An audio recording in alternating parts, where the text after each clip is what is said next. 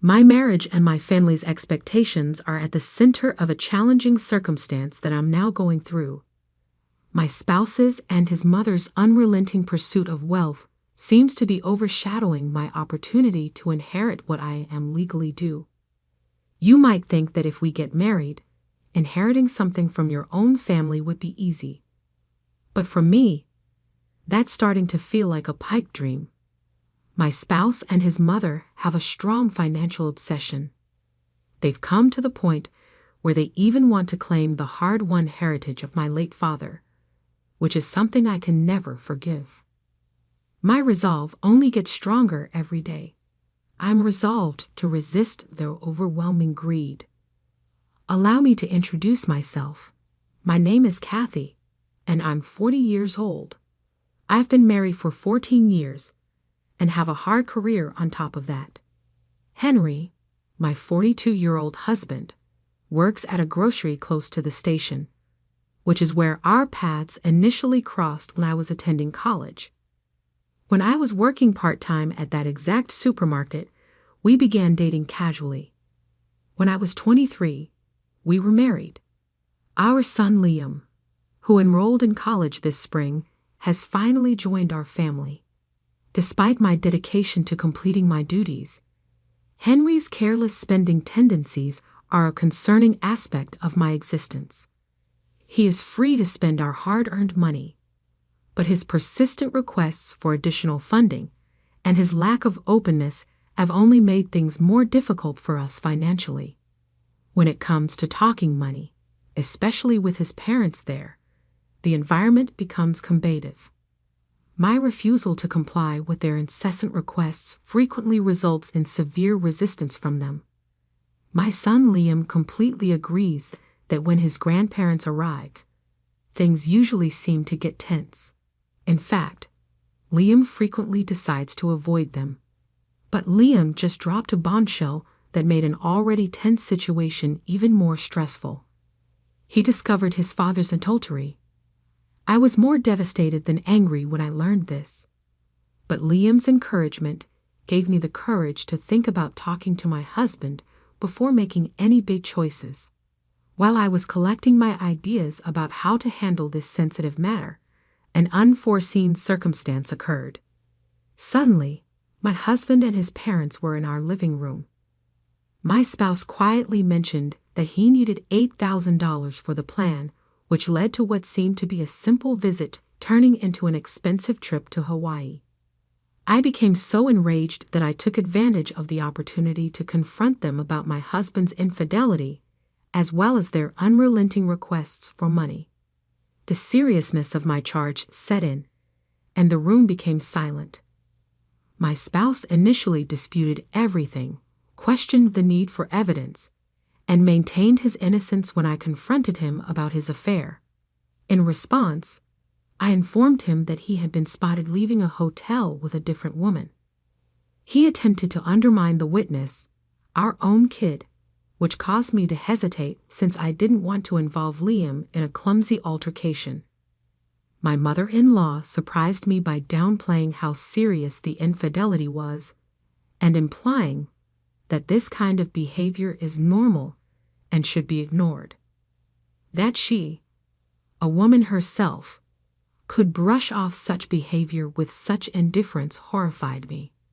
As if the personal betrayal was only a minor diversion, the conversation swiftly returned to their financial request for the Hawaii trip, despite the emotional pain. I realized it was time to dissolve our marriage because I was becoming increasingly frustrated with my husband's lack of moral awareness and our continual money arguments. I announced that we were divorcing in a cool, collected, yet strong voice. My spouse swiftly threatened to seize my parents' estate in the event that we went through with the divorce as payback. My cell phone rang as our debate grew more heated, breaking the tension for a time. It was my father's brother, my uncle, and he had some upsetting news. After collapsing and becoming unconscious, my father was taken by ambulance to the hospital. Before I hurried to the hospital, I briefly informed my husband's parents about the dire situation. Though not in the best of condition, I was relieved to find my father stable upon arriving. He was 62 years old and had devoted his life to our family business, working long hours to make sure we were well off. I was shocked to learn of his unexpected health issue and was forced to reflect on his priceless contribution to my life. My father regained consciousness a few days later, which eased some of my immediate concerns. My son Liam and I had a moment of relief and concern together during a visit.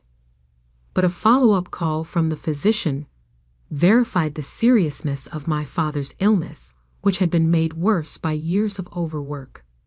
Sadly, he died soon after, and I was overcome with sadness. Liam was my constant source of comfort during this difficult time. Being the only kid, I had to take charge of planning the funeral, which was made more challenging by my husband's lack of interest.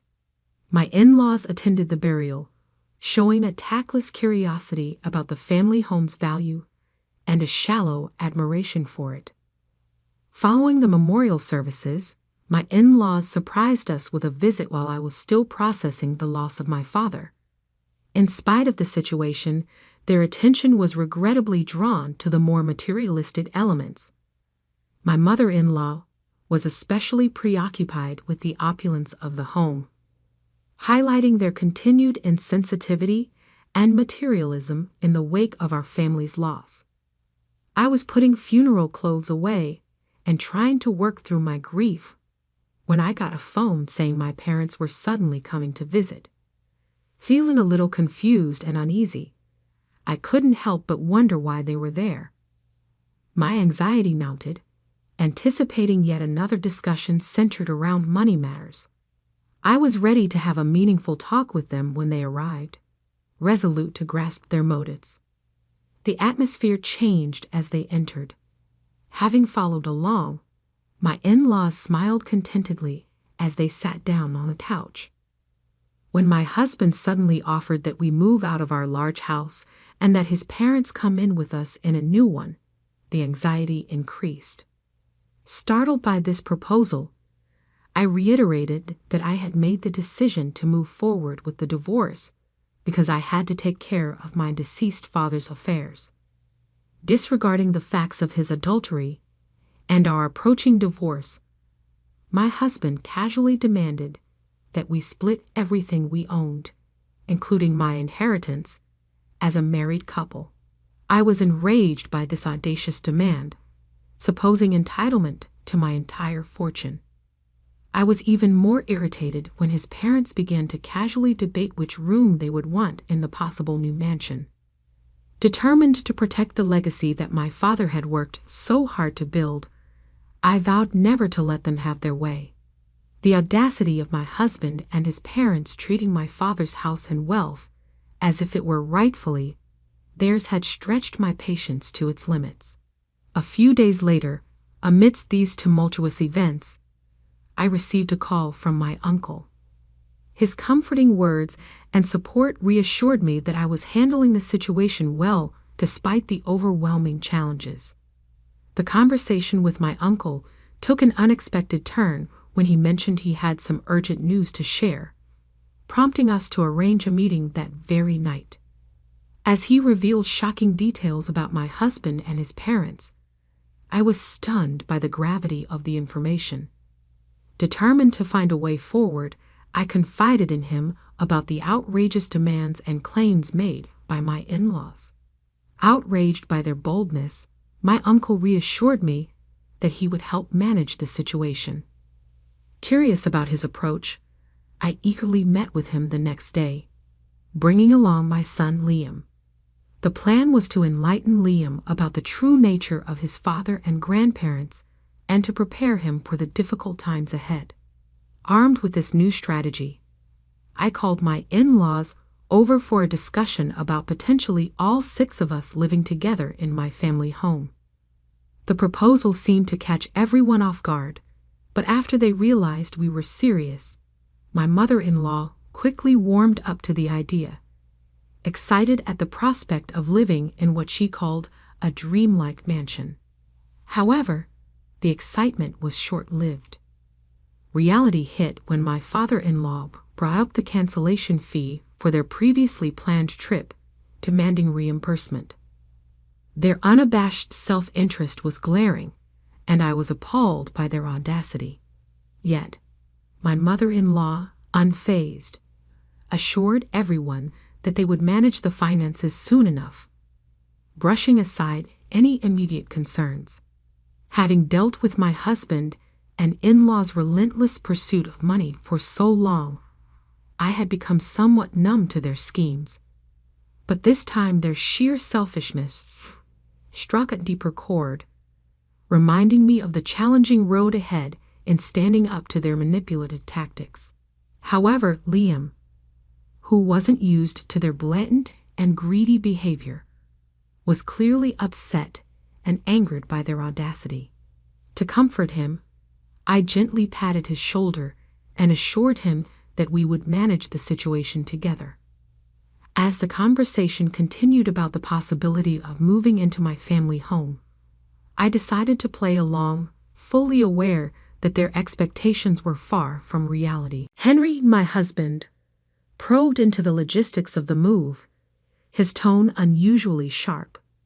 Trying to ease the tension, I explained that Liam and I would head over first to get the house ready, emphasizing that it was a substantial task and we needed to start early. However, Henry expressed doubt about Liam's ability to handle such responsibilities, given his student status. I skillfully steered the conversation, assuring him that Liam was more than capable of managing his tasks. Although Henry remained somewhat skeptical over trivial issues, despite the tension, my mother-in-law was cheerfully oblivious to the undercurrents. The conversation soon drifted to the size of the mansion and the number of rooms, which seemed to excite her. Seizing this chance, I told them they could choose their rooms first, and even suggested a gradual approach to cleaning and organizing, considering my busy work schedule. My measured responses served to temporarily satisfy their expectations, leaving them pleased with what they perceived as a victory. In my mind, I harbored a plan to challenge their presumptions and bring their lofty expectations back to earth.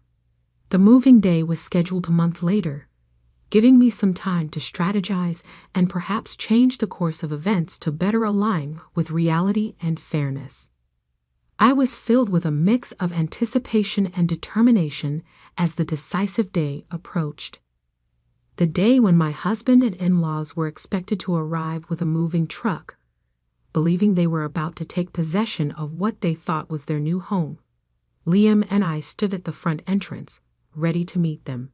Ignoring my husband's attempt at humor, I noticed the sparkles of excitement in my in-laws' eyes, oblivious to the fact that their illusions were about to be shattered. As the gate swung open, my uncle, my father's brother, stepped out of the house. His presence was silent yet imposing. He confronted my husband and in-laws, leaving them puzzled. It was clear that my husband barely remembered my uncle from the funeral. Setting the record straight, my uncle asserted his ownership of the house and clarified the details of the inheritance distribution. The shock on my husband and in-laws' faces was evident as they came to terms with the gravity of their misunderstanding. Despite my uncle's assertive explanations, my husband tried to remain calm, seemingly attempting to gloss over the confrontation. However, the tension escalated when Liam stepped in, accusing his father of infidelity. This revelation left my husband visibly shaken and exposed, unable to deny the truth his son had unveiled about him being seen entering a hotel with another woman's suspicion I had harbored was now confirmed. When confronted, my husband adamantly denied the accusations, refusing to admit to his wrongdoings. Liam, distressed by his father's actions and their impact on our family, urged his father to leave our lives for good. Despite this emotional plea, my in-laws were still primarily focused on financial matters, insisting on a formal division of property. Their indifference to the personal agony they were causing was highlighted by the striking contrast between our family's emotional turmoil and their unwavering pursuit of financial gain. I was completely shocked to hear that my in-laws had resigned their jobs and given up their flat in order to enjoy a relaxed lifestyle at what they believed to be the family mansion. The revelation that my spouse and father-in-law had quit their employment and intended to live off of what they thought would be their portion of my father's estate made it even more shocking. Perplexed by their snap judgments and conceited demands, I remained steadfast, claiming my legitimate inheritance as my father's daughter and expecting a just distribution of his vast assets. Luckily, my uncle took over to handle the legal parts as he too was a lawyer. Supported by substantial evidence obtained over the course of a month-long inquiry, he exposed my husband's adultery. My spouse's parents were taken aback by this revelation, which ultimately caused them to acknowledge the seriousness of their errors of judgment. I told them, with my uncle's help, that we would have to take legal action for any more conversations and that they could never get in touch with me again. My husband gave them a short, threatening glance, but they left without any more problems. I conveyed my sincere appreciation to my uncle for his invaluable assistance. My father and grandfather's desires were fulfilled when my son Liam and I moved into the family home after the court case. I was incredibly appreciative of the chance to live in a home full with treasured memories. Liam committed himself to his studies in order to become a successful lawyer, motivated by his uncle's example. In the meantime, my ex-husband's parents went through a difficult period of unemployment, moving into an outdated apartment. As my ex-husband, who was now experiencing financial hardship, asked for assistance, the consequences of their conduct started to become apparent. But now that we were totally cut off, I refused to give them any money, which made us even more distant.